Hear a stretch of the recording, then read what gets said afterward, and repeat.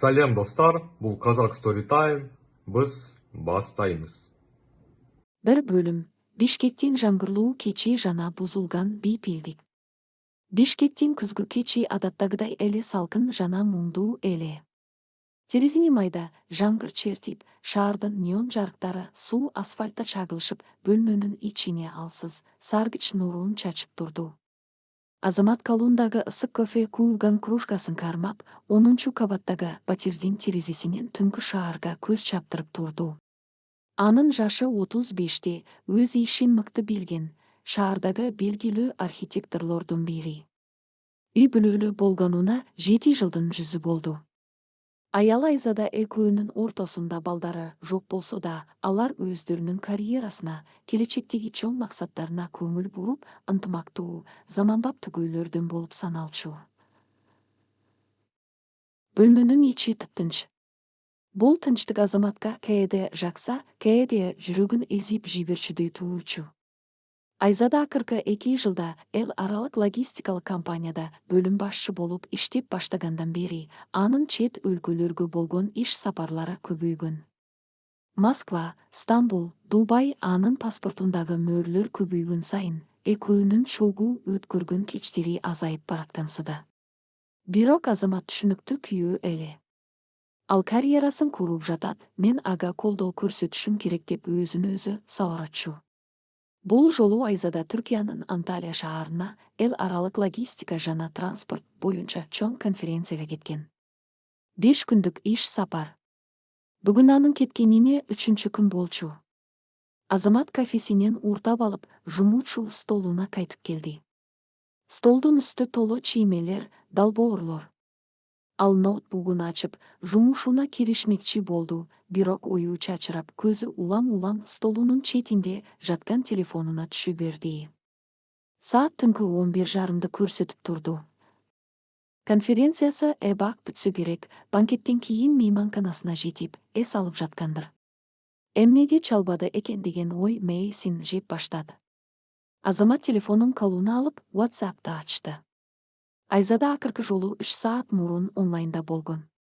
Балким, чарчап уктап калгандыр. Ошол маалда телефондун экраны жарык болуп, бөлмөнүн ичинде тааныш коңгуроонун үнү жаңырды.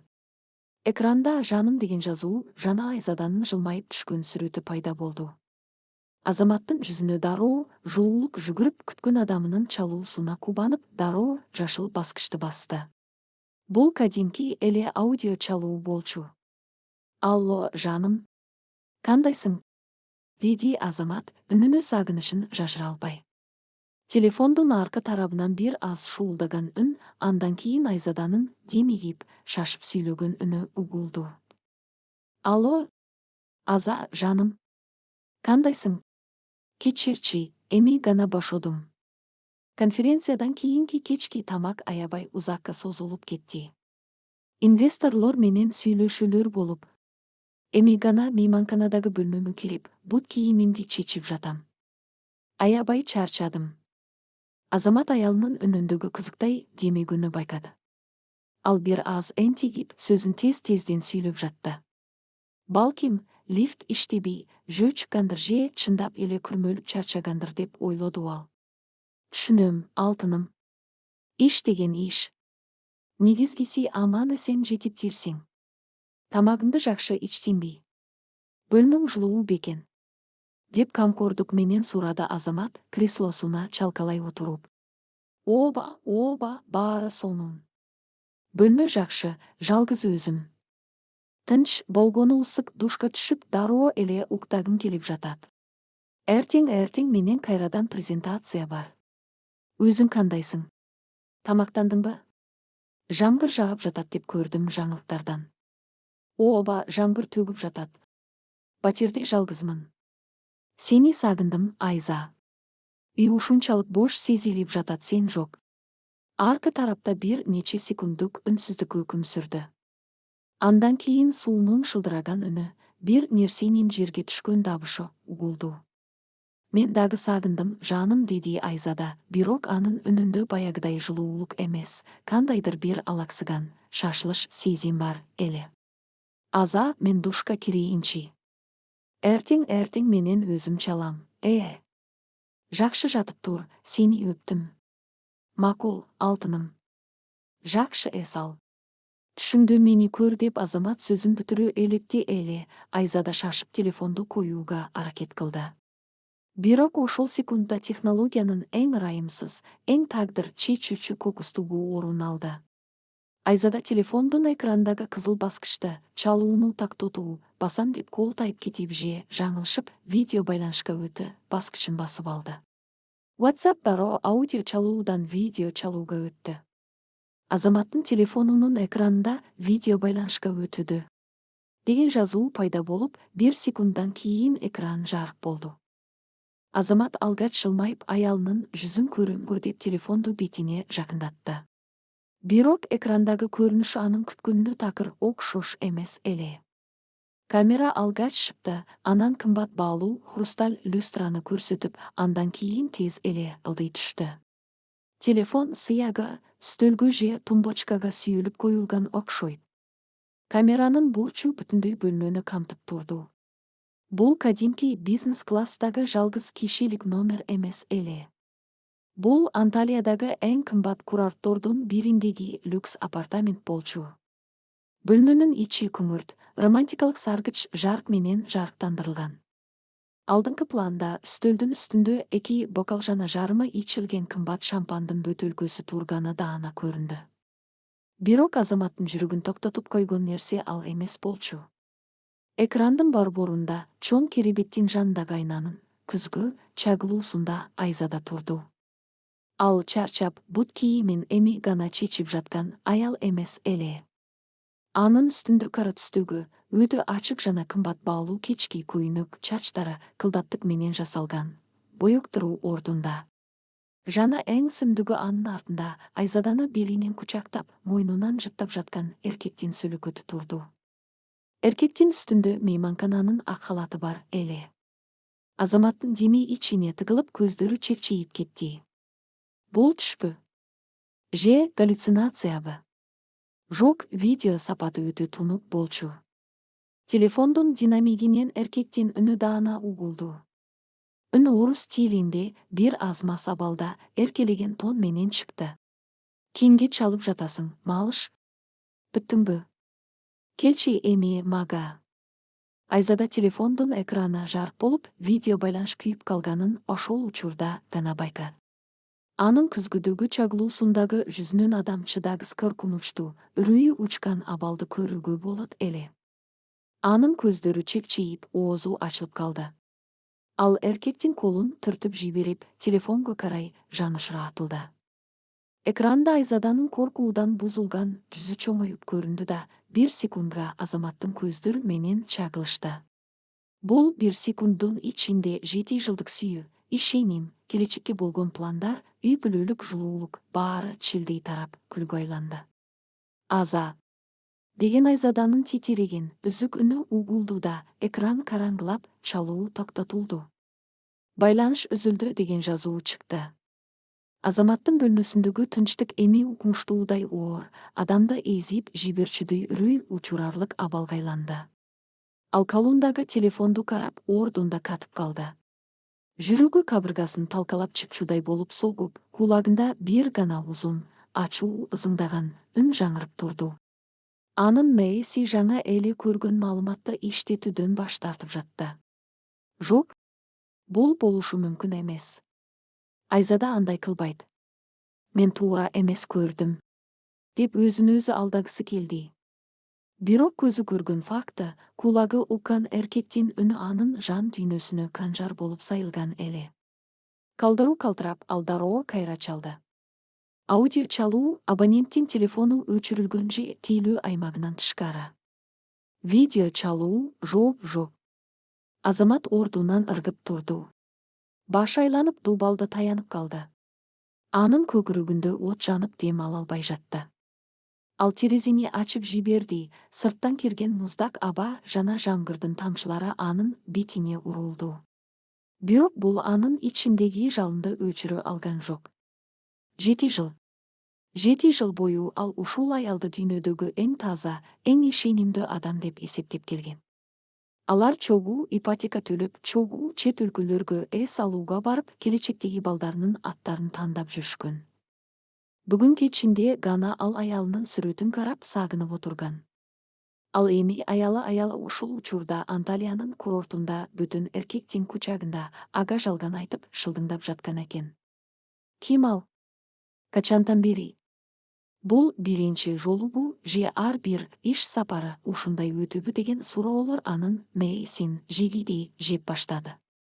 Азамат телефонду диванга ыргытып жиберип, бөлмөнүн ичинде ары-бери баса баштады. Анын көз алдынан баягы көрүнүш, Айзаданын ачык көйнөгү, үстөлдөгү шампан, бүтүн эркектин халаты такыр кетпей койду. Ал ашканага кирип, шкафтан коньяктын бөтөлкөсүн алып чыкты. Стаканга толтура кууп, бир дем менен ичип жиберди. Спирттин ачуу даамы тамагын куйкалап өттү, бирок жан дүйнөсүндөгү ооруну баса алган жок. Ал кайрадан телефонду алып Айзадага сымш жазды. Телефонду ал. Түшүндүрүп бер. Болбосо баарын бүттү деп эсепте. Билдирүү жеткирилген жок. Айзада телефонун толугу менен өчүрүп салган эле. Ал качып кетти. Чындык менен бетме-бет келүүдөн коркуп, жашынып алды. Бул түн Азамат үчүн өмүрүндөгү эң узун, эң азаптуу түн болмакчу. Ал эртең эмне болорун, жашоосу мындан ары кандай нука бууруларын билген жок. Болгону анын мурунку бактылуу, бейпил дүйнөсү бүгүн саат 23:35 биротоло талкаланганын гана так билди. 2 бөлүм, уйкусуз түн, санарип издер жана талкаланган кыялдардын таңы. Конок бөлмөсүндөгү дубал саатынын чыкылдаган үнү кулак тундурарлыктай сезилди. Ар бир секунд Азаматтын чыңалып бүткөн нервдерин балка менен чапкандай ургулап жатты. Бир дем менен ичилген коньяк унутта калтыруунун ордуна сезимдерин ого бетер курчутуп, шок абалын муздак, дени куйкалаган каарачууга айлантты. Терезенин сыртында Бишкектин жаңгыры дагы деле майдалап жап, айнектен ылдый сызылган тамчылар көз жашты эске салып турду, бирок Азаматтын өзү ыйлаган жок. Анын көздөрү кызарып, айнек столдун үстүндөгү өчүк телефондун экранына кадалып калган эле. Ал дагы бир жолу чалып көрдү. 10-чу, 20-чы, 50-чү жолу. Роботтошкон аялдын үнү бир эле сөздү монотондуу кайталат. Абоненттин аппараты өчүрүлгөн же тийилүү аймагынан тышкары. Айзада качып кетти. Ал өчүрүлгөн телефондун артына жашынып, Азаматты ушул коркунучтуу түш менен 1 саат мурун эле сүйгөн жүрөк солгуп турган көкүрөктөгү үңкүрчү менен жалгыз калтырды. Азамат дивандан турду. Анын паркеттеги кадамдары бош батирде жаңырып угулду. Бул батирди алар чогуу тандашкан. Тигел дубалдагы сүрөт аны Прагадагы балайында сатып алышкан.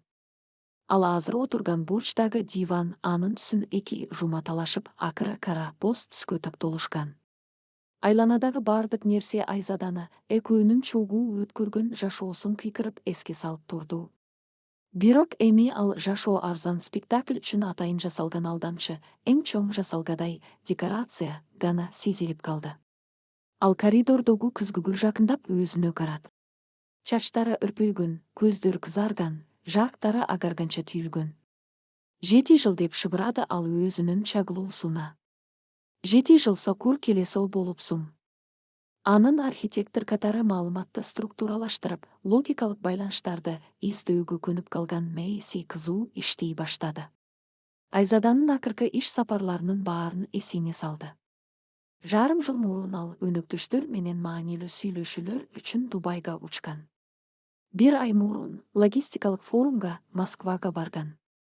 Ары жолу ал бактылуу, эс алып, кымбат баалуу белектер менен кайтып келип, бизнес кечки тамактар менен презентациялар аны канчалык чарчатканын айтып берчү. Ал ким? Деген суроо чкыйнда согуп турду. Үнү бийликчил, өзүнө ишенген, каалаганын алып көнгөн эркектин үнү. Ал бардан табылган кокустук тааныш эмес эле. Анын Айзаданын бөлмөсүндө мейманкананын халатын кийип, кажоюндай белинен кучактап турганы алардын ортосунда эбактан бери уланып келе жаткан. Бекем. Азамат кескен бурулуп, уктоочу бөлмөгө кирди. Айзаданын макияж үстөлүндө кечинде сериал көрүү үчүн гана колдонулуп, дээрлик пайдаланылбай калган эски Apple планшети жаткан эле. Азамат буга чейин өмүрүндө эч качан аялынын телефонун текшерип, каттарын окуган эмес. Ишеним алардын никесинин пайдубалы болчу. Бирок бүгүн ал пайдубал урап түшүп, алдында чындык көмүлгөн урандылар гана калды. Ал планшетти колго алды. Сыр сөз 4 сан. Ал аялынын адаттарын билчү. Апасынын туулган күнүбү? Ката үйлөнгөн жылдарыбы? Экран жарк этип ачылды. Мессенджерлерди ачып жатканда Азаматтын кылдыру титиреп турду. WhatsApp анын телефонуна байлангандыктан планшетте жок болчу. Telegramда смс коду талап кылды. Ал синхрондоштурулган стандарттык электрондук почта, email тиркемесине кирди. Оңдогон жумучу каттар, жарнамалар, спамдар. Ал издөө бөлүгүнө мейманкана деген сөздү жазды. Андан кийин резерв. Андан соң билеттер. Анын көздөрү саптарды тез-тезден окуп жатты. Билеттердин көбүн компания сатып алган. Бирок мындан 3 ай мурун келген бир кат көңүлүн бурду. Бул Дубайдагы элиталык автоунааларды ижарага берүүчү сервистин дөмөрчөгү квитанциясы эле. 3 күнгө кабриолет ижарага алынган. Дөмөрчөктөгү сүмбөтүн адамдыкы болчу, бирок почта Айзаданкы, Азамат төлөөчүнүн атына өңүлүп карады. Рустам Давлетов Айзада иштеген ошол эл аралык логистикалык компаниянын башкы директору. Анын боссу. Мындан 1 жыл мурун Айзаданын туулган күнүндө аларга конокко келген адам. Азамат аны эстеди, бойлуу, өзүн караган 45-тердеги, билейинде кымбат баалуу сааты бар жана бой көтөргөн сыпайы жылмаюусу бар эркек. Ошондо ал Азаматтын колун кысып, архитектуралык далбоорлорун мактап, биздин компанияга абадай керек, ансыз колубуз кесилгендей болгон эң мыкты кызматкерибиз Айзада үчүн деп тост көтөргөн эле. Рустамдын да аялы жана 2 баласы бар болчу. Азаматтын башындагы табышмак ушунчалык ырайымсыз тактык менен биригип, көңүлүн айлантып жиберди. Баягы кызматтан көтөрүлүүлөр, премиялар, тез-тез болгон эл аралык иш сапарлар. Айзада жөн гана карьера куруп жаткан эмес. Ал карьерасын боссунун төшөгүндө куруп жаткан экен. Алар чогуу учушкан. Кымбат баалуу номерлерде жашап, шампань ичип, үйдө калган күйөөсү менен аялын шылдыңдап күлүшкөн. Ал эми Азамат аны моюн сунуп үйдө күтүп келгенде кечки тамагын жылтып берип, келишимдер кандай оор түзүлөт деген жомокторун угуп, далысын укалап берчү.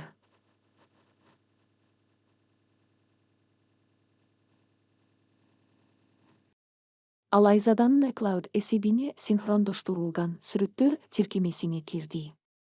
Папкалардын көбү кадимкидей эле. Бирок архитектор каяктан издөө керектигин билчү.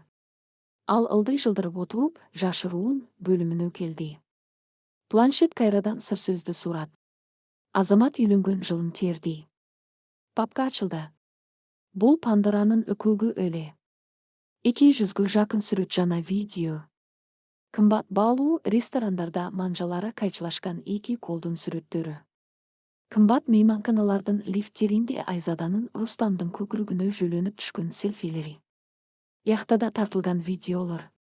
Бир видеодо Айзада купальникчан, күлүп, шампанды бөтөлкөсүнөн түз ичип жатат. Ал эми кадрдын артынан Рустамдын «Менин кызым. Эң мыкты» деген үнү угулат.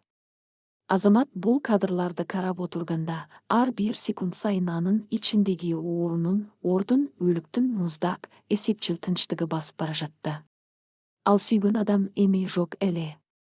Бул жашыруун сүрөттөрдөн ага бактылуу, жылмайып караган Айзада бөтөн, эсепчил, 200 жашоо өткөргөн кумарлуу аял болчу. Ал акыркы жылдары Азаматтын жанында эч качан мынчалык бактылуу жана эркин көрүнгөн эмес. Кийинки 2 саатты ал эч кандай эмоциясыз, методикалык түрдө ошол далилдердин баарын, бронированиелердин скриншотторун жана жашыруун сүрөттөрдү өзүнүн карголгон булут дискине жөнөтүү менен өткөрдү. Ал татаал сот ишине материал чогултуп жаткандай кыймылдады. Таң атты. Терезенин сыртынан боз, суз таң сөктü. Жаңгыр басылып артында Бишкектен түнөргөн асман чагылышкан көлчүктөрү менен суу асфальт гана калды. Азамат ашканада муздап калган бир чына кафенин алдында отурду. Ал 1 секундда көзүн ийирмеген жок. Анын ичинде абсолюттук чыңылдаган боштук өкүм сүрүп турду. Так саат 8:15 үстөлдүн үстүндө жаткан телефондун экраны жарык болду. Дисплейде «жаным» деген жазуу чыкты. Ал телефонун күйгүздү. Ал чалып жаткан эле. Азамат дирилдеп жаткан аппаратта 10 секунддай карап турду. Ал кубанычты да, паниканы да сезген жок. Телефонду алып, жооп берүү баскычын басты. Алло, анын үнү эски эшиктин сыйгырыгындай кургак жана жансыз чыкты. Азамат. Кудайым-ай, жаным, мени угуп турчу. Суранам, трубканы кою көрбө. Телефондун аркы тарабындагы Айзаданын үнү истерикага айланып, ыйлап абаны демеге жутуп сүйлөдү. Сен көргөн нерсе. Анын баары андай эмес. Бул коркунучтуу ката, түшүнбөстүк. Азамат үн каткан жок. Ал аялынын өз калпына өзү тунчугуусуна жол берди. Кече банкеттен кийин эртеңки презентацияны талкуулаш үчүн менин бөлмөмө бир нече кесиптештер көтөрүлүшкөн. Биз жөн гана шампан ичтик. Анан баары кетип, ал эми тиги. Москвадагы филиалдын кесиптеши ал аябай мас болуп калып, мен кийим которуп жатканда ваннага кирип келди. Ал мени кармап алды, мен аны түртүүгө аракет кылдым. Азамат, бардык эйип нерселер менен карганам, биздин автобуста эч нерсе болгон жок жана болгон да эмес. Сен чалганда ушунчалык коркуп кетип, трубканы таштай салып, мейманкананын фойесине качып кеттим. Ал жакта түнү бою ыйлап чыктым. Анын калпы ушунчалык аянычтуу, ушунчалык начар токулгандыктан Азамат атүгүл ачууланган да жок. Болгону терең жийиркенүү гана сезди. Москва филиалынан келген кесиптешимби? Деп акырын сурады Азамат. Ооба, жаным. Ал жөн эле мас акмак. Мен бүгүн эле анын үстүнөн ар жазам. Азамат, жалынам мага ишенчи. Сени канчалык сүйөрүмдү билесиң го. Канча жылдан бери чогуубуз. Азамат оор үшкүрдү. Ал терезенин сыртындагы боз таңга көз чаптырды. Анын үстүндөгү халат ага аябай жарашып туруптур. Айзада, жана ал сени малыш деп атат. Бөлмөгө бастырып кирген мас кесиптештер мейманкананын халатын кийип алып, күндө кучактап жүргөндөй артынан эркелетип кучакташпайт. Азамат. Жок, анын ыя ичкен киреген үнгө айланды. Ал бул версиянын иштебей калганын түшүндү. Рустам Давлетов кандай жүрөт? Деп Азамат анын ойношунун атын муздак тон менен атат. Анталиядагы аба ырайы романтикага сонун болуп жатабы. 7 ай мурун Дубайда кабриолетте көңүлдүүрөөк беле. Телефондун аркы тарабында өлүк тынчтык өкүм сүрдү. Ай дароо басылды. Айзада дем албай калды. Азамат баарын билерин ал түшүндү. Эми жашыра турган эч нерсе калган жок. Беткаптар чечилди. Каяктан? Деп араң шыбырады ал. Эски планшетиңдин сыр сөзүн алмаштырууну унутуп калыпсың. Ал эми мен бүгүн түнү жашыруун папкаңа эң сонун экскурсия жасадым. Азаматтын үнү болоттой катуу чыкты. Эң күлкүлүүсү эмнеде билесиңби? Мен акыркы секундга чейин, сенин iCloud эсебиңди ачканга чейин, бул бир жолку ката деп үмүт кылгам. Акмактык, матчылыктын катасы деп. Бирок силер мени жылдап-шылдыңдап келипсиңер. Азамат, суранам үйдөн сүйлөшөлүчү. Мен эртең учуп барам. Мен баарын түшүндүрүп берем. Бул сен ойлогондой эмес, бул жөн гана алсыздык болчу. Мен адаштым. Кайра кайтуучу рейсиңе жаңы жомокторду ойлоп табыштын убарасын тартпа деп Азамат анын сөзүн бөлдү. Эртең сен бул батирге кайтып келгениңде менин буюмдарым бул жерде болбойт. Мен ажырашууга арыз берем. Баса. Рустамга салам айт. Анын аялы да яхтадагы видеолоруңарда баалайт деп үмүттөнөм. Ага кичинекей белек жөнөтөйүн деп жатам. Жок, Азамат, токто. Менин жашоомду талкалаба. Азамат. Деп Айзада трубкага кекирди, бирок Азамат кызыл баскычты басып чалууну үздү. Ал телефонду үстөлгө койду. Калдыруу титиреген жок. Оору эч жакка кеткен жок, ал жөн гана муздап, Азаматты алдыга түрткөн муздак кыймылдаткычка айланды. Ал билген жашоо аяктады. Такыр башка таптакыр жаңы бөлүм башталды. Анда Азамат мындан ары курмандык болууну каалабайт. Ал өзүнө таандык нерсени алып, анын ишени мен ушинтип мыкаачылык менен тепсегендерди жазалоого даярданды. Бул психологиялык жактан усу жогору муздак. Сиз сурагандай эч кандай таблицаларсыз, таза көркөм адабий стилде, акуянын майда чүйдүсүнө чейин кирип, барынча узун жана деталдуу кылып жазып чыктым. Азаматтын өч алуу планы ишке аша баштады. 3 бөлүм: муздак дубалдар, жөнөтүлгөн файлдар жана бош калган уа. Телефондун кызыл баскычын басып, Айзаданын жанышыра кекирган үнүн өчүргөндөн кийин Азамат бөлмөнүн ортосунда бир топко кыймылсыз туруп калды. Анын ичиндеги баягы жалын, көкүрөгүн өрттөгөн ачуу жана кызганыч сезими капсынан эле жок болуп кеткендей туюлду. Анын ордун Арктиканын музундай муздак, туңгуук жана абсолюттук тынчтык ээледи. Бул тынчтык адамдын жан дүйнөсү эң оор соккудан кийин өзүн өзү сактап калуу үчүн ишке киргизген каргонуу механизми болчу. Ал терезени жаап, пардаларды тартты. Батирдин ичиндеги ар бир буум, ар бир буш эми ага кызыксыз, ал турсун жийиркеничтүү көрүнүп турду. 7 жыл бою алар бул үйдү биздин келечектеги балдарыбыздын уясы деп атап, ар бир эмеректи, ар бир сүрөттү сүйүү менен тандашкан эле. Эми болсо бул дубалдар калптын, эки жүздүүлүктүн жана чыккынчылыктын үнсүз күбөлөрүнө айланды. Азамат уктоочу бөлмөгө кирип, шкафтын үстүнөн 2 чоң жол чемоданын алып чыкты. Анын кыймыл аракетинде эч кандай шашылыш, паника же эмоция жок эле. Архитектор катары ал ар бир ишти план менен так аткарууга көнгөн. Азырда ал өз жашоосун ушул үйдөн демонтаж кылып жатты. Ал чемоданга өзүнүн гана кийимдерин, бут кийимдерин жана жеке буюмдарын салды. Айзада экөө чогуу сатып алган, же аялы белек кылган кымбат баалуу сааттарды, атырларды, галстуктарды ордунда калтырды. Анын арам акчасына келген нерселердин бирөө да мага керек эмес деп ойлоду ал. Андан соң кабинетине кирип, өзүнүн бардык долбоорлорун, сызмаларын, ноутбугун жана маанилүү документтерин өзүнчө сумкага жыйнады. Үй таналгондой эмес, жөн гана бир адамдын изи биротоло тазалангандай тартипте бош калып жатты. Буюмдарын жыйнап бүткөн соң, Азамат үстөлгө отуруп, ноутбугун ачты. Эң негизги жана эң оор иш алдыда эле. Айзадага телефондон берген убадасы жөн гана коркутуу эмес болчу. Азамат сөзүнө турган адам. Ал браузерди ачып, социалдык тармактардан Рустам Давлетов деп издей баштады. Рустам өзүнүн жеке жашоосун өтө жашырбаган, тескерисинче, ийгиликтүү бизнесмен, үлгүлүү үй бүлө атасы катары көрсөткөндү жакшы көргөн адамдардын катарына кирчү. Азамат анын Instagram баракчасын бат эле тапты. Баракчада кымбат унаалар, чет өлкөдөгү эс алуулар, бизнес форумдардагы сүрөттөр толуп турду. Ал эми эң акыркы сүрөттөрдүн биринде Рустам өзүнүн аялын кучактап түшкөн экен.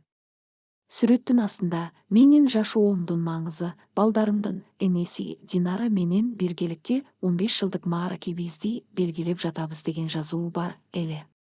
Сүрөт мындан 2 ай мурун, демек, Рустам менен Айзада Дубайда, яхтада эс алып келгенден көп өтпөй жүктөлгөн экен. Азаматтын эриндери мыскылдуу жылмайт. Үлгүлүү ата. Менин аялым менен мейманканада жатып алып, өз аялына сүйүүңдү арнап жаткан экенсиң да, деп күбүрөндү ал. Динаранын баракчасы ачык эле.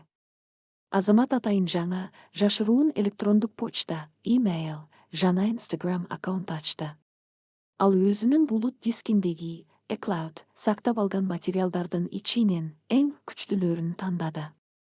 Биринчиси, Дубайдагы яхтада Айзаданын шампань ичип, Рустамдын ана «менин кызым» деп эркелетип жаткан видеосу. Экинчиси, кече түнкү видео байланыштын скриншоту. Анда Рустамдын мейманкананын халатын кийип, Айзаданы белинен кучактап турган кадры даана түшүп калган. Үчүнчүсү, кымбат кабриолеттин жана мейманканалардын биргелешкен броньдорунун квитанциялары. Азамат файлдарды тиркеп жатып бир саамга тактоп калды. Ушул баскычты бассам дагы бир үй бүлөнүн эч күнөөсү жок аялдын жана 2 баланын жашоосу талкаланат деген ой мээсине кылт этти. Бирок ал дароо өзүн кармады. Жок, алардын жашоосун мен эмес, Рустам өзү талкалат. Динара калптын ичинде жашоого тийиш эмес. Ал чындыкты билиши керек. Катка кыска, бирок оор текст жазды.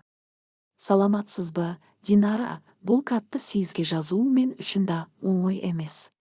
Бирок сиздин жолдошуңуз Рустам Анталиядагы иш сапарында жалгыз эмес. Жана Дубайда да жалгыз болгон эмес. Сүрөттөрдөгү аял анын кол алдында иштеген кызматкери. Сиз чындыкты билип, ушул калптын курмандыгы болбоого укуктуусуз. Чечимди өзүңүз кабыл алыңыз. Азамат терең дем алып жөнөтү баскычын басты. Файлдар сызып кетти. Болду, артка жол жок. Гранатанын чегеси суурулду, эми ал жарыларын гана күтө калды. Бул кат Динаранын колуна тийгенде Рустамдын идеалдуу дүйнөсү астын үстүн болору бышык эле. Саат эртең мененки 10-ду көрсөттү. Азамат досу, тажрыйбалуу юрист Бакытка телефон чалды. Бакыт, кандайсың? Бошсуңбу? Мага шашылыш сенин жардамың керек болуп жатат, деди Азамат, үнү кадимкидей эле токтоо чыгып. Ооба, досум, кеңседеймин. Тынччылыкпы? Үнүң бир кызыктай го. Деп сурады Бакыт тынчсызданып. Жайчылык эмес. Мен ажырашууга арыз даярдашым керек. Мүмкүн болушунча тез жана мал мүлктү бөлүү боюнча эч кандай компромисске барбай тургандай кылып. Кеңсеңе барам. Жарым сааттан кийин Азамат юристтин кеңсесинде отурду. Сыртынан эч нерсе болбогондой таза кийинген, жүзүндө эмоция жок. Бакыт алдына кофе койду да досунун көзүнө карап баарын дароо түшүндү. Айзадабы? Деп сурады Бакыт үнүн акырындатып. Ооба. Башка бирөө менен. Көптөн бери. Болгондо да боссу менен. Азамат муну ушунчалык кургак факты катары айткандыктан Бакыт өзү да селт эте түштү. Батирди башында менин атыма алганбыз, ипотеканын көпчүлүк бөлүгүн мен төлөгөм. Бирок никеде турган мезгил болгондуктан мыйзамын алып. Мага мунун кереги жок. Мен ага эч нерсе калтыргым келбейт. Эсептерибизди бөлүү керек. Бакыт башын ийкеди. Түшүндүм, досум. Документтерди бүгүн эле даярдай баштайм. Эгер анын ойношу бай адам болсо жана сенде далилдер болсо, сотто моралдык чыгым өндүрүү жагын да карай алабыз. Же болбосо Батирди сага калтыруу шарты менен тынч келишимге келүүгө мажбурлайбыз. Албетте, мындай уят иштин сотко чыгышын ал каалабайт. Жакшы, мага соттун узакка созулганы керек эмес. Мага анын менин жашоомдон биротоло тазаланып жоголушу керек, деди Азамат ордунан туруп. Азамат кеңседен чыгып, өзү алдын ала ижарага сүйлөшүп койгон убактылуу Батирге карай жол тартты. Ал өзүнүн үйүнө кайтып барууну каалаган жок. Ал жакта аны күткөн эч нерсе калган эмес. Ал эми бул учурда Анталиянын аэропортунда Айзада чыныгы тозокту башынан өткөрүп жаткан эле. Азамат телефонду өчүрүп салгандан кийин ал эсинен таанып кала жаздаган. Ал түнү бою Азаматка чалып жүздөгөн смстерди жазды, бирок жооп болгон жок. Эртең мененки маанилүү презентация, инвесторлор менен жолугушуу, Рустам мунун баары маанисин жоготту. Анын жашыруун кемчиликсиз жашоосу бир секунданын ичинде кыйрап алдында караңгы туңгуук гана калды. Ал Рустамга эч нерсе түшүндүрбөстөн, буюмдарын чала була чемоданга тыгып, эң биринчи Стамбул аркылуу Бишкекке учкан рейске билет сатып алды. Аэропортта кезек күтүп турганда анын калдыруу титиреп көзүнүн жашын токтото албай жатты. Азамат баарын билип койду. Жашыруун папканы көрдү. Рустамдын аялына айтам деди. Кудайым-ай, мен эмне кылып койдум? Жиндиймин. Мен өзүмдүн үй бүлөмдү өз колум менен талкаладым деп ичинен өзүн өзү жемелеп жатты. Бирок өкүнүч өтө кеч келген эле. Узун, чарчаңкы учуудан кийин Айзада Бишкекке түнкү саат 11 чамасында конуп түштү. Шаарда дагы деле жамгыр себелеп жаткан. Ал такси кармап өзүнүн батирине карай шашты. Лифтке чыгып баратып жүрөгү оозуна кептелип деми кысылды. Ал Азаматтан кечирим сурап, бутуна жыгылып, баарын оңдоого болоруна үмүт кылды. Ал мени сүйөткө, ал мени кечирет. Мен баарын түшүндүрөм, Рустам менен мамилемди үздүм деп айтам деп өзүн алдап жатты. Ачкычын титиреген калдыруу менен кулпуга салып бурады. Эшик ачылды. Батирдин ичи таштай караңгы жана укмуштуудай муздак эле. Азамат, деп чакырды ал жарыкты күйгүзүп. Жооп болгон жок. Үйдүн ичиндеги тынчтык өлүкканадагыдай сүрдүү болчу. Айзада туфлисин чечпестен конук бөлмөсүнө, андан кийин уктоочу бөлмөгө кирип барды. Шкафтын эшиктери ачык, Азаматтын кийимдери жок. Ваннадагы анын устарасы, тиш щеткасы ордунда эмес. Кабинеттеги ноутбугу, сызмалары сакталган текче таптакыр бош калган. Айзаданын буттары алсыз болуп, киребеттин четине отура калды. Азамат чындап эле кетип калыптыр. Ал коркуткан эмес экен. Бул жөн гана уруш же таарыныч эмес болчу, бул чекит эле. Анын көзү тумбочканын үстүндө жаркырап турган кичинекей нерсеге түштү. Бул Азаматтын неке шакеги болчу. Ал аны чечип, аялынын эң жакшы көргөн атырынын жанына муздак темирди таштап кетиптир. Шакектин жанында эч кандай кат, эч кандай түшүндүрмө кагаз жок. Бул үнсүз шакек Айзада үчүн миңдеген каргыш сөздөрдөн да катуу, даана сүйлөп турду. Айзада шакекти колуна алып көкүрөгүнө кысты да, үнүн чыгара өкүрүп ыйлап жиберди. Анын ыйы бош калган дубалдарда жаңырып, эч кимге жетпей жатты. Бул көз жаш эми эч нерсени өзгөртө албасын ал жан дүйнөсү менен түшүнүп турду. Ошол эле маалда Бишкектин башка бурчунда, убактылуу ижарага алынган батирде Азамат терезеден түнкү шаардын жарыктарын карап турду. Анын телефонунун экранында юрист Бакыттан бардык эсептер бөгөттөлдү, арыз эртең менен сотко өтөт деген билдирүү келди. Ал эми экинчи билдирүү Динаранын аккаунтунан келген жооп эле. Анда болгону бир гана сөз жазылган: рахмат. Жарлуу болду. Рустамдын да дүйнөсү урат. Азамат телефонунун экранын өчүрүп терең дем алды. Бул аягы эмес болчу. Карьерасын, байлыгын ойноштук менен курган адамдар үчүн чыныгы жаза эми гана башталып жаткан эле. 4 бөлүм. Кыйраган империя, саткынын саткына, жана муздак акыл. Бишкектин түштүк тарабындагы элиталык райондордун биринде бийик дубалдар менен курчалган 3 кабаттуу заңгыраган үйдүн ичиндеги жымжырттык бароон алдындагы тынчтыкты эске салып турду. Рустам Анталиядан түнкү рейс менен эртелеп кайтып келген болчу. Адаттагыдай эле ал өзүнүн ийгиликтүү, бактылуу жашоосуна кайтып келе жатканына толуп ишенген. Анын акыл эсинде Айзада менен болгон кичинекей романтика жөн гана чет өлкөлүк сапарлардын жагымдуу кошумчасы, эркектик эгосун көтөргөн көңүл ачуу гана болчу. Ал Айзаданы жакшы көрчү, бирок эч качан өзүнүн үй бүлөсүн, өзгөчө аялы Динараны жана анын артында турган таасирдүү кайнатасынын байлыгын ага алмаштырууну ойлоп да койгон эмес. Рустам кымбат баалуу Булгаара чемоданын сүйрөп үйдүн босогосун аттат. Үйдүн ичи караңгы. Балдардын күлкүсү, кызматчы аялдын ары бери баскан дабышы угулбайт. Балким, балдар мектепте, ал эми Динара уктап жаткандыр деп ойлоду ал.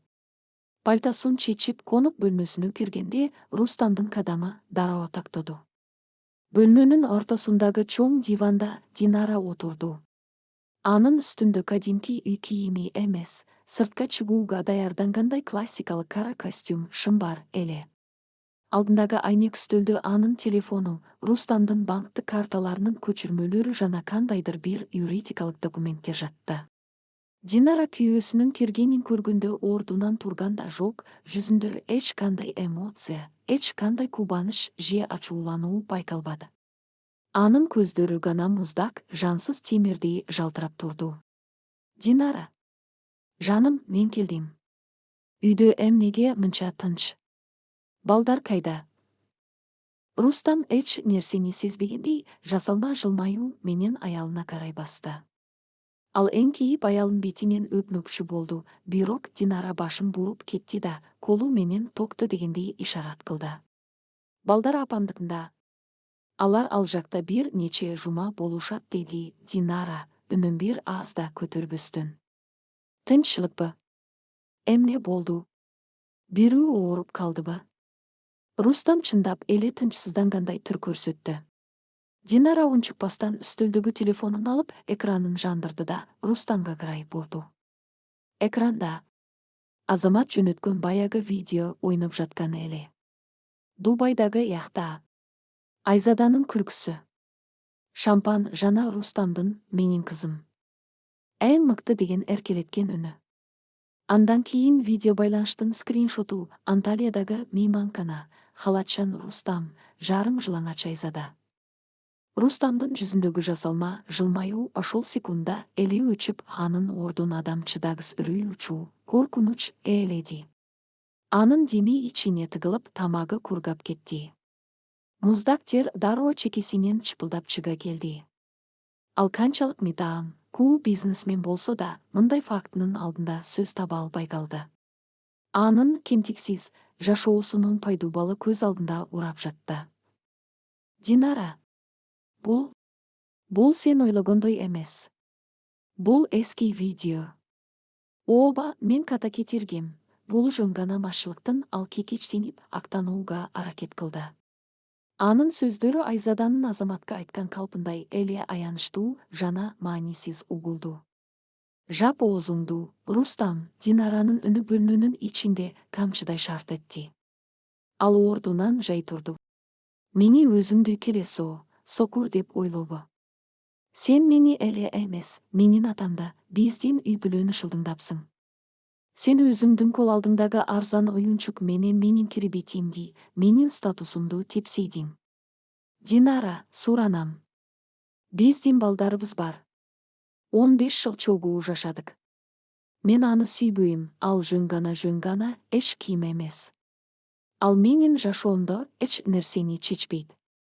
Сен гана менин жалгыз аялымсың.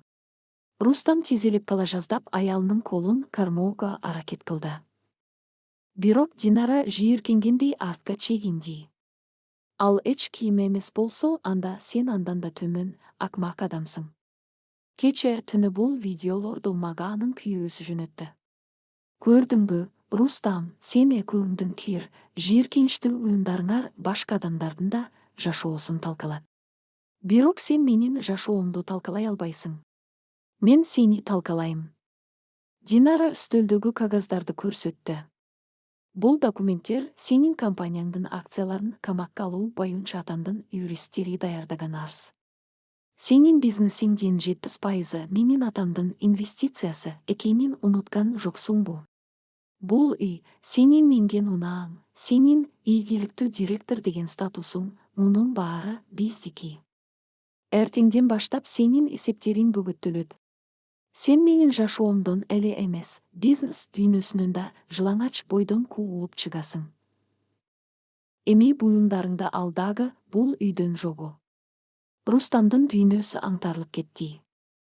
Ал карьерасында, байлыгында, үй бүлөсүндө бир эле мезгилде жоготконун түшүндү.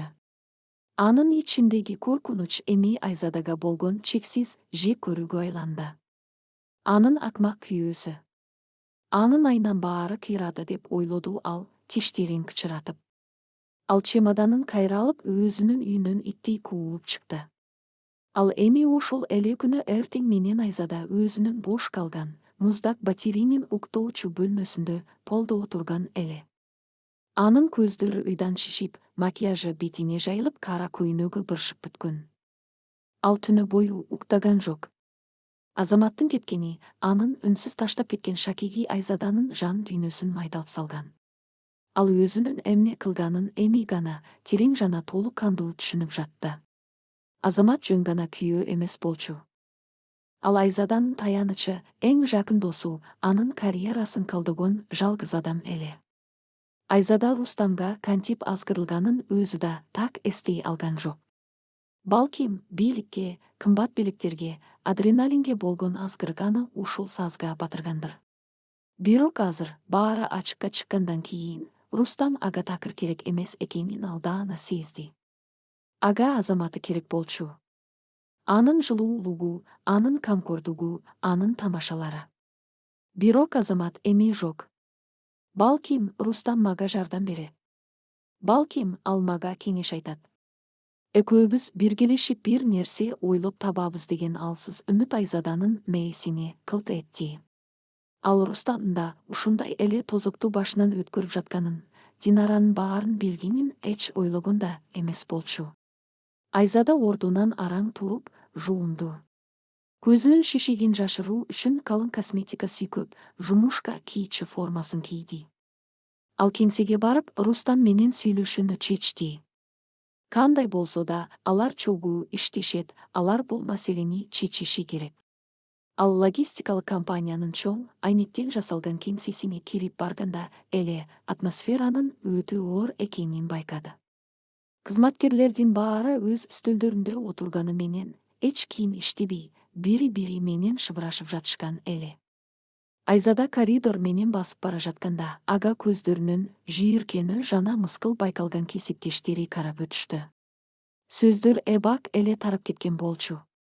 Ал түз эле Рустамдын кабинетине барып, эшикти какпастан эле ачып кирди.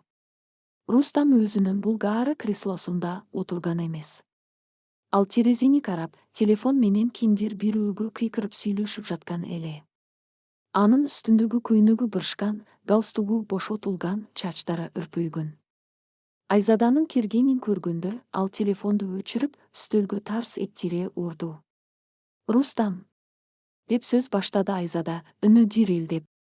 Азамат, менин күйөөм баарын билип калды. Мен эмне кыларымды билбей жатам, ал үйдөн кетип калыптыр. Бирок Айзада сөзүн бүтүрө электе эле, Рустамдын жүзү каардан карарып, ал үстөлдү айланып келип, Айзаданын алдына токтоду. Сенин күйөөңбү? Сенин акмак, шымшык күйөөңбү? Рустамдын үнү бүтүндөй кеңсеге угулгудай катуу чыкты. Ал Айзаданын билегинен шап кармап, өзүнө катуу тартты. Айзада коркконунан артка чегинүүгө аракет кылды, бирок Рустамдын кармамы темирдей катуу эле. Сенин ошол күйөөң кече түнү менин аялыма биздин сүрөттөрдүн баарын жөнөтүптүр. Сенин планшетиңди ачып, сенин жашыруун видеолоруңду тааптыр. Сен өзүңдүн гаджеттериңди бекиткенди билбеген, мээси жок акмаксың. Айзаданын көздөрү чарасынан чыга жаздады. Азамат Динарага жөнөттүбү? Ал баарын алдын ала пландаган турбайбы? Деген ой мээсине чагылгандай урду. Рустам, кою бер, мага ооруп жатат деп ыйлап жиберди Айзада, мен кайдан билейин? Мен сени көргөнү көлдим. Экөөбүз эмне кылабыз эми? Рустам аны жийиркенгендей түртүп жиберди. Айзада тең салмактуулугун жоготуп, эшикке барып урунду. Экөөбүз деген нерсе жок. Эч качан болгон эмес. Сен кимсиң мага? Сен жөн гана менин сапарларымдагы зериккенди жазуучу, арзан көңүл ачуум болчусуң. Сенин айыңан мен бүгүн аялымдан, балдарымдан, компаниямдан айрылып отурам. Менин кайната мени тирүүлүү көмгөнү жатат. Бул сөздөр Айзада үчүн Азаматтын үнсүз шакек таштап кеткенинен да катуу сокку болду. Ал Рустамды өзүнчө эле күчтүү, камкор эркек деп элестетип, анын мактаулоруна, билектерине алданып келген эле. Көрсө ал бул эркек үчүн жөн гана, эч кандай баасы жок, колдануулуп бүткөн буюмдай эле экен. Өзүнүн алдамчы иллюзиясынын айынан ал дүйнөдөгү эң таза, эң берилген сүйүүнү, Азаматты жоготту. Ал баарын жоготту. Эми менин көзүмө көрүнбө. Жогул бул жерден. Кадрлар бөлүмүнө бар да өз каалооң менен жумуштан кетүү тууралуу арыз жаз. Эгер жазбасаң, мен сени статья менен маскаралап жумуштан айдайм. Жогул дедим. Деп аяктады Рустам тешип жиберчүдөй карап. Айзада оозун ачып бир сөз да айта алган жок. Ал көз жашын төккөн бойдон коридорго чуркап чыкты. Кеңседеги ондогон кызматкерлердин көздөрү аны жеп жатты. Анын карьерасы, анын кадр баркы ошол жерден биротоло тепселди. Ал сыртка чыгып, нөшөрлөп жааган жамгырдын алдында асфальтка тизелеп отуруп калды. Асман ыйлап жатты, бирок ал Айзаданын жан дүйнөсүндөгү тозоктун отун өчүрө алган жок. Так ушул маалда шаардын экинчи бурчунда бийик айнек имараттын эң үстүңкү кабатында жайгашкан элиталык архитектуралык бюрода Азамат өзүнүн жумушчу үстөлүндө отурду. Анын сырткы көрүнүшү дайымкыдай эле кынтыксыз эле. Апак көйнөк, кара шым чачтары тыкан таралган. Анын жүзүндө түнү бою уктабагандын эч кандай изи байкалбайт. Ал эмоцияларын, оорусун жана кайгысын жүрөгүнүн эң түпкүрүнө темир сейфке салып кулпулап салган. Азыр ага муздак акыл жана темирдей эрк гана керек болчу. Анын алдында шаардын борборуна куруула турган жаңа масштабдуу маданий борбордун сызмалары жатты. Бул анын карьерасындагы эң чоң долбоор болчу. Ал карандашын алып, сызманын үстүнөн кылдаттык менен сызыктарды чийип жатты. Туура эмес түшкөн сызыктарды ал өчүргүч менен эч бир аябоосуз өчүрүп таштап жатты. Дал ошол сызыктардай эле ал өз жашоосунан Айзаданы, анын калпын, алардын өткөн 7 жылын сызып салган болчу. Анын столунун үстүндөгү телефон шыңгырат. Бул юрист Бакыт эле. Азамат телефонду алды. Азамат иш бүттү деди Бакыттын ишенимдүү үнү. Ажырашуу боюнча арыз сотко расмий түрдө катталды. Айзаданын атына соттун чакыруу кагазы почта менен жөнөтүлдү. Банктык эсептериңерди бөгөттөдүм. Ал эми батир боюнча биздин шартты ага жибердим. Эгер ал батирге талапкер болом десе, биз сотко моралдык зыян жана ойноштук боюнча далилдерди тиркеп, ишти коомчулукка ачыктайбыз. Ал буга макул болбойт деп ишенем. Жакшы иштедиң, Бакыт, рахмат, анын мага чалышына же жолугушуусуна жол бербе. Бардык сүйлөшүүлөр сенин аркылуу гана болсун. Мен аны көргүм да, укуум да келбейт деди Азамат, чиймесинин көзүн албастан. Түшүндүм, досум. Сен өзүң кандайсың? Бекем бол. Мен жакшымын. Эч качан мынчалык жакшы болгон эмесмин деп Азамат телефонду койду. Ал ордунан туруп, панорамалуу терезеден шаарга көз чаптырды. Бишкек өзүнүн кызуу тиричилиги менен жайнап турду. Азаматтын ичиндеги боштук эми максаттуулук менен толуп жатты. Ал куулаган жок. Ал сынган жок. Ал жөн гана кайра жаралды. Ал эми анын ишенимин сатып, аны шылдыңдагандар өздөрү казган чуңкурга өздөрү түшүп, жан талашып жатышты. Бул адилеттүүлүктүн эң жогорку формасы эле. Бирок Азаматтын алдыда күтүп жаткан жаңа жашоосунда аны кандай сыноолор күтүп турганын, Айзада бул абалынан кантип чыгууга аракет кыларын, жана тагдыраларды дагы кандай күтүлбөгөн бурулушта кайрадан бетме бет кезиктирерин ал азырынча биле элек болчу. 5 бөлүм. Үмүтсүздүк, көчүүдө калган тагдырлар жана жаңы босого. Бишкектин күзүндөгү суук шамал бош калган батирдин терезелерин күлдөтүп согуп жатты. Айзада уктоочу бөлмөнүн полунда Азамат таштап кеткен Нике Шакигин колуна кармап, канча убакыт отурганын өзү да билбейт. Анын көз жашы кургап, ордуна жан дүйнөсүн өрттөгөн боштук жана өзүн өзү жек көрүү сезими калган. 7 жылдык бактылуу жашоосу, ишенимдүү күйөөсү, кадр барктуу жумушу баары бир нече күндүн ичинде күлгө айланды. Ал өзүнүн колундагы шакекти карап жатып, Азаматтын «Бул шакек биздин түбөлүктүүлүгүбүздүн белгиси» деген сөздөрүн эстеди. Эми болсо бул муздак темир анын чыккынчылыгынын эң чоң далили болуп, колун күйгүзүп жаткансыды.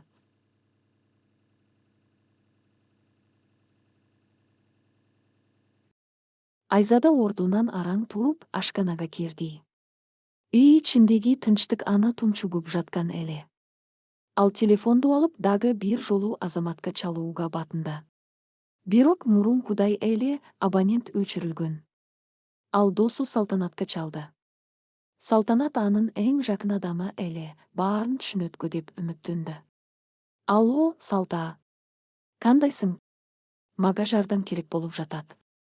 Азамат кетти, баарын билип калыптыр, Айзаданын үнү кайрадан калтырап чыкты.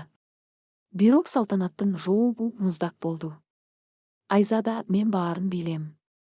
Динара мага баарын айтып берди. Билесиңби, мен сени мынчалыкка барат деп такыр ойлогон эмесмин. Азаматтай эркекти кантип ушуга алмаштырдың? Азыр мага чалба, мен сени менен сүйлөшкүм келбейт. Динара менин досум, ал эми сен баарын талкаладың. Телефон өчтү. Айзада жалгыздыктын эң түбүнө кулат. Ал үчүн бүткүл дүйнө жабылып калгандай болду. Достору, туугандары, кесиптештери баары андан жүз үйрүштү. Анын кылыгы коомдук маскаралык айланды. Так ушул маалда Рустам шаардын четиндеги арзан мейманканалардын биринин тар бөлмөсүндө отурган эле. Анын заңгыраган үйү, кымбат унаасы, бизнес элита деген статусу бир түндө жок болду. Кайнатасынын юристтери ага эч кандай мүмкүнчүлүк калтырышкан жок. Анын баардык банктык карталары бүгүттүлгөн, ал тургай компаниядагы кабинетине кирүүгө да тыюу салынган.